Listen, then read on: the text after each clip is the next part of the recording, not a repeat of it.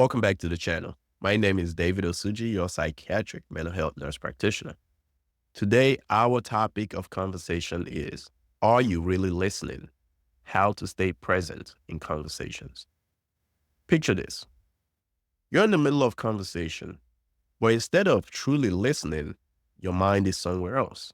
You're either replaying in your head what you just said, worrying whether it sounded stupid, or you're rehearsing your next words, hoping to say something really clever. Does this sound familiar? This is how a lot of us miss out on the actual conversation happening right in front of us. We get trapped in two different places that we cannot control.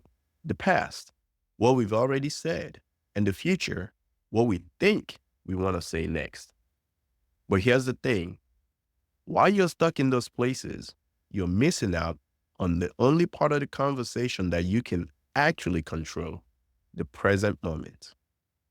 Now, let's break this down.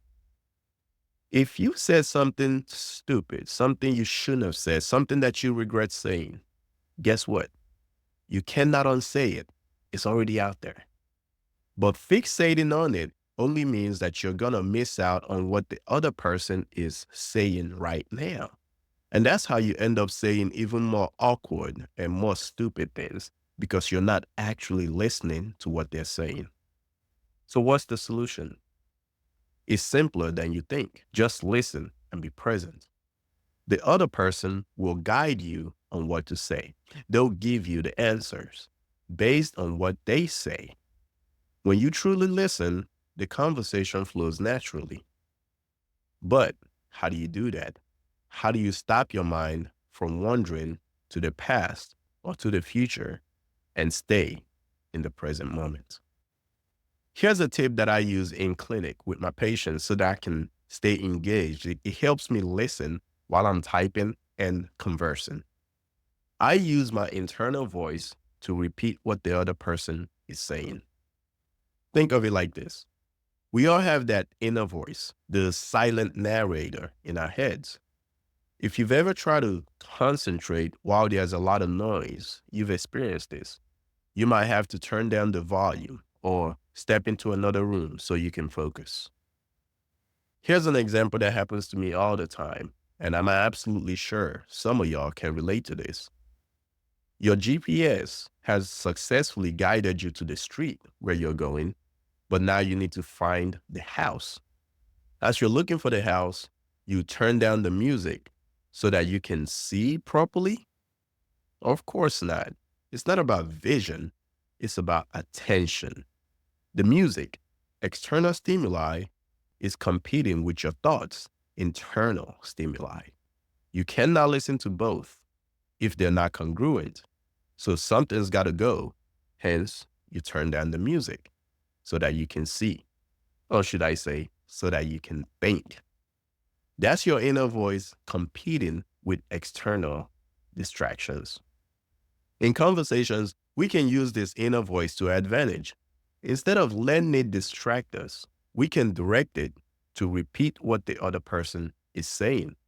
Because let's face it, when you start thinking, oh, I shouldn't have said that, you engage your internal voice as you're having that conversation in your head. So instead of doing that, use that internal voice to repeat or echo what the other person is saying. Echo their words back to yourself in your mind, either word for word or by repeating key phrases that stand out to you. This keeps your mind anchored to the present moment. But here's the key. Don't get stuck trying to repeat it perfectly. The goal isn't perfection, it's understanding. When you focus on the meaning behind the words, responding becomes easy and natural. And if you ever find yourself at a loss for words, it's okay to say something like, I'm not even sure what to say about that. That is perfectly okay. It shows that person that you're being authentic.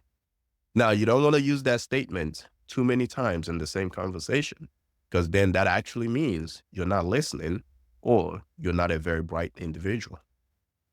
Like any other new skill, this might feel awkward at first, but the more you practice it, the better you get at staying present in conversations. So the next time you're talking to someone, let go of what you should have said and stop planning what you're gonna say and just listen. You'll be surprised at how smoothly the conversation flows when you're fully engaged. In a future video, I'll show you how to use this same technique to reduce anxiety before giving a speech or a presentation in front of an audience. If this message has been beneficial to you, please like and subscribe and share it with somebody who you think will benefit from the information. I'll see you in the next video.